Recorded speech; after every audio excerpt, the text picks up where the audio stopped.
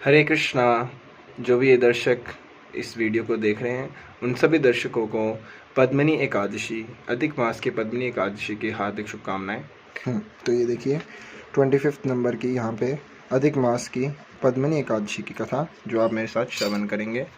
हरे कृष्णा। वासुदेव सोतं देवं कंसचानूरवर्धनं देवकी परमानंदं कृष्ण वंदे जगद्गुरुं। हे कृष्णा करुणा सिंधु दीनबंधो जगत्पते गोपेश गोपिका कांता श्रीराधा कांत नमस्तुते। तत्वकांचन गौरांग श्रीराधा वृंदावनेश्वरी वृषभानुसुता देवी प्रणमामि हरिप्रिय। वाञ्छाय कल्पतरुभ्यश्च कृपा सिन्धुभ एव च पतितानां पावनेभ्यो वैष्णवेभ्यो नमो नमः। हरे कृष्णा कृष्णा कृष्णा हरे हरे, हरे राम राम राम हरे हरे। अधिक मास शुक्ल एकादशी व्रत कथा पद्मिनी एकादशी। राजा युधिष्ठिर ने प्रश्न किया कि हे जनार्दन, अधिक मल मास की शुक्ल पक्ष एकादशी का क्या नाम है और उसकी विधि तथा महात्माएं क्या है, सो आप कृपा कर कर विस्तार पूर्वक मुझसे ये कहिए। भगवान कृष्ण जो है कृपा निदान बोले कि माल मास यानी कि अधिक मास या पुरुषोत्तम मास में अनेक पुण्यों को देने वाली एकादशी का नाम पद्मिनी एकादशी है। इसका व्रत यत्न पूर्वक करने से मनुष्य कीर्ति को प्राप्त होकर वैकुंठ को जाता है। इसके महात्म्य का वर्णन करने की सामर्थ्य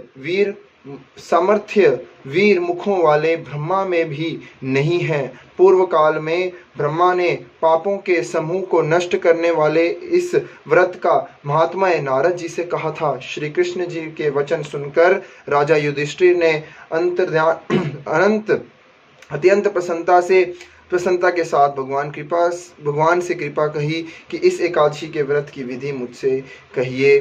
तब राजा के वचन से सुनकर प्रभावित होकर भगवान कृष्ण कहने लगे, हे राजन सुनिए, जो मनुष्य को भी दुर्लभ है जो मैं तुम्हें कहता हूँ। दशमी के दिन व्रत का आरंभ करें। दशमी के दिन कांसे के पात्र में भोजन मांस, मसूर, चना, कोदो, शाक, मधु और पराया अन्न रोह आठ चीजें वर्जित हैं। हव्येश अर्थात जो चावल आदि का भोजन करें तथा नमक नहीं खाना चाहिए। भूमि पर सोएं तथा ब्रह्मचार्य से रहें। एकादशी के दिन प्रातः ब्रह्म मुहूर्त में उठें। शौच आदि से निवृत्त होकर ध्यानवंता करें और यानी कि दांडवत आदि से परिपूर्ण योग करें और भार कुले जल के करके शुद्ध हो जाएं, यानी कि कुल्ला आदि कर शुद्ध हो जाएं। सूर्य उदय होने से पहले उत्तम तीर्थ में स्नान करने के लिए जाएं तथा सूर्य उदय होने के पहले उत्तम तीर्थ में स्नान करने का अधिक महत्व बताया गया है। इसमें गोबर, मिट्टी, तिल और कुशा तथा आंवले के चूर्ण की विधि पूर्वक स्नान करें और ये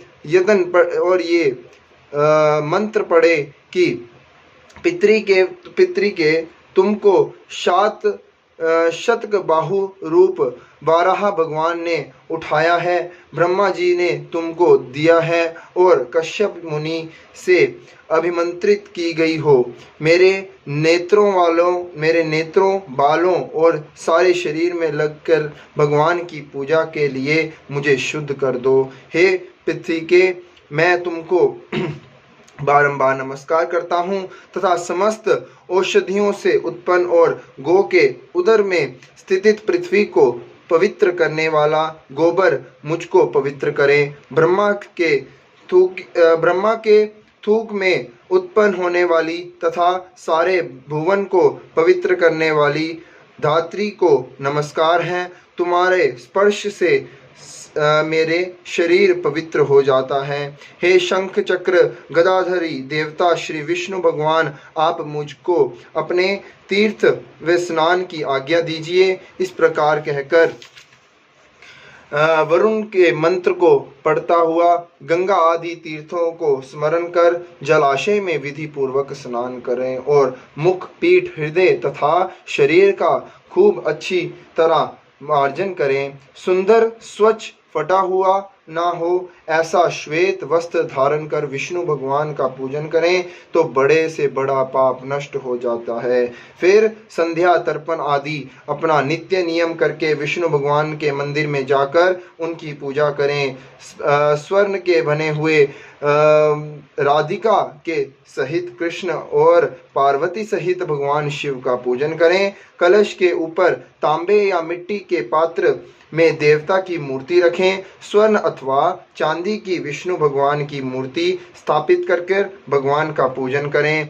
उस ऋतु में होने वाले कमल आदि पुष्प चढ़ावें तथा धूप, दीप, नैवेद्य आदि विधि सामग्री से भगवान का पूजन अवश्य करें। प्रेम के वशीभूत होकर भगवान के सामने नाचे और नचावें तथा नीच मनुष्य से उस दिन वार्तालाप ना करें तथा झूठ ना बोलें।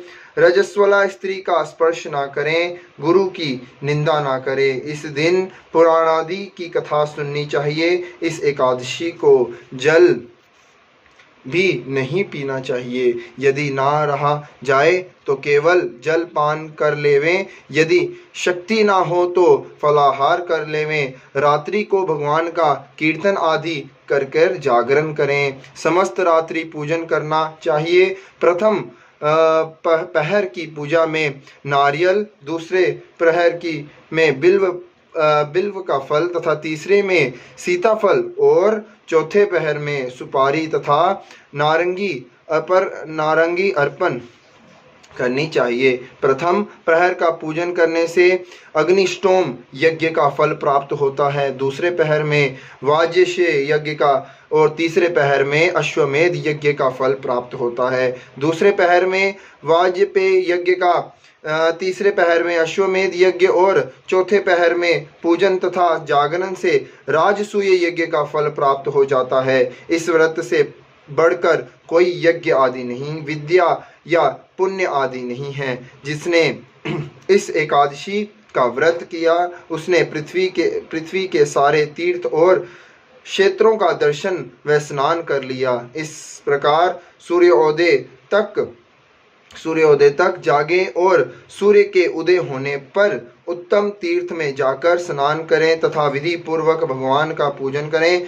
श्रेष्ठ ब्राह्मणों को भोजन करावें। जो घड़ा आदि है उनका पूजन कर ब्राह्मणों को दान कर देवें। जो मनुष्य अप्युक्त विधि पूर्वक इस व्रत को करते हैं उनको मुक्ति देने वाले वे व्रत सफल हो जाता है, यानी कि उन्हें मुक्ति प्राप्त हो जाती है तथा अंत में मुक्ति को प्राप्त होते हैं। भगवान कहते हैं कि हे राजन, तुमने मुझसे मल मास शुक्ल पक्ष की एकादशी के व्रत की विधि पूछी, वह सब मैंने वर्णन कर दी। कृष्ण पक्ष की एकादशी के व्रत की भी यही विधि है, जिसे पद्मिनी एकादशी के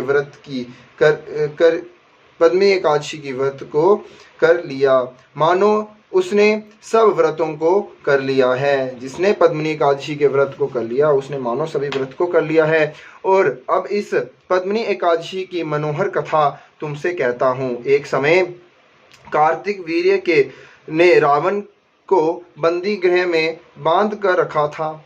उसको पुलरतन जी ने कार्तिक वीर्य से विनय कर छुड़ाया। इस घटना को सुनकर नारद जी ने पुलस्त ऋषि जी से पूछा कि महाराज, जिस महावीर रावण ने समस्त देवताओं सहित देवराज इंद्र को जीत लिया था, उसको कार्तिवीर्य के किस प्रकार जीत कर बंदी बनाया है, सो आप मुझको विस्तार पूर्वक बतलाइए।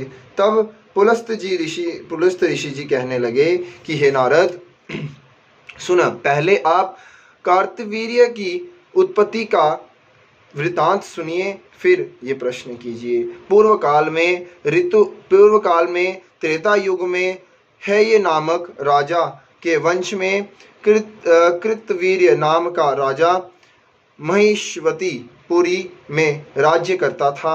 उस राजा की 1000 परम प्रिय स्त्रियां थी, परंतु उसमें से किसी के भी कोई पुत्र नहीं था। जो राज्य भार को संभाल सके, देवता, पितृ, सिद्ध तथा अनेक चिकित्सकों आदि के राजा के पुत्र प्राप्ति के लिए प्रयत्न किए, परंतु भाग्यवश राजा के कोई पुत्र नहीं हुआ और सब यत्न असफल रहे। पुत्र के बिना उसको सारा राज्य दुखमय प्रतीत होता था। जिस प्रकार भूखे आदमी को भोग विलास सुख नहीं कर सकता, तब राजा को ये ज्ञान उत्पन्न हुआ कि तप से सब अभीष्ट फल की सिद्धि हो सकती है। राजा को वन में तपस्या के लिए जाते हुए देखकर उसकी एक परम प्रिय रानी इच्छावुक वंश में उत्पन्न हुई राजा हरिश्चंद्र की पद्मिनी नाम वाली कन्या राजा के साथ जाने को तैयार हो गई और दोनों ही अपने अंग के सब सुंदर वस्त्र आदि आभूषण जो है उनको त्याग कर तत्काल वन वर्ण का आदि में निष्ठा पूर्वक कर गंधमादन पर्वत पर आदि चले गए। राजा ने उस पर्वत पर जाकर 10,000 वर्ष तक तप किया, परंतु फिर भी पुत्र की प्राप्ति नहीं हुई। तब उस पतिव्रता रानी पद्मिनी ने अपने पति के शरीर में केवल